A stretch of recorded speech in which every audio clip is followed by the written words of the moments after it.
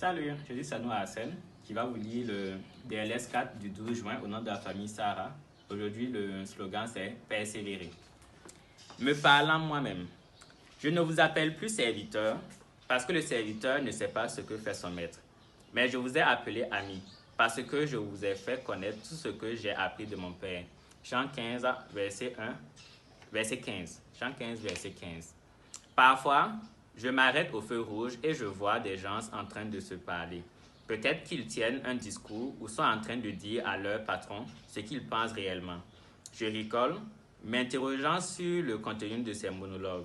Il y a un an, l'un de mes professeurs de psychiatrie à l'école de médecine a déclaré que de nombreux problèmes de santé mentale pourraient être résolus si nous nous parlions plus gentiment avec nous-mêmes. Alors peut-être que le problème n'est pas de savoir si nous nous parlons à nous-mêmes, mais est-ce que nous disons quand nous le faisons.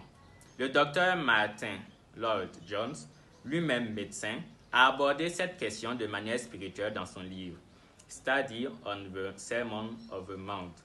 Il est sûrement vrai de dire que la solution à beaucoup de problèmes dans cette vie chrétienne est que nous devrions nous parler plus à nous-mêmes. Il raconte que nos vies seraient meilleures si nous nous rappelions quotidiennement des promesses de Dieu. Chaque jour, nous pourrons nous rassurer et faire taire nos cœurs en disant certaines des propres paroles prononcées et des promesses de Dieu. Il y a quelque chose à dire pour entendre notre propre voix prononcer ces mots puissants. Nous pourrions les personnaliser en utilisant nos noms ou en insérant « moi ». Choisissez certaines de vos promesses préférées ou considérées. Le Seigneur lui-même vous précède et sera avec vous. Il ne vous quittera jamais ni ne vous abandonnera. Deutéronome 31, verset 8. Maintenant, si nous sommes enfants de Dieu, nous sommes héritiers. Héritiers de Dieu et co-héritiers avec Christ. Romains 8, verset 1. Si tu traverses les eaux, je serai avec toi.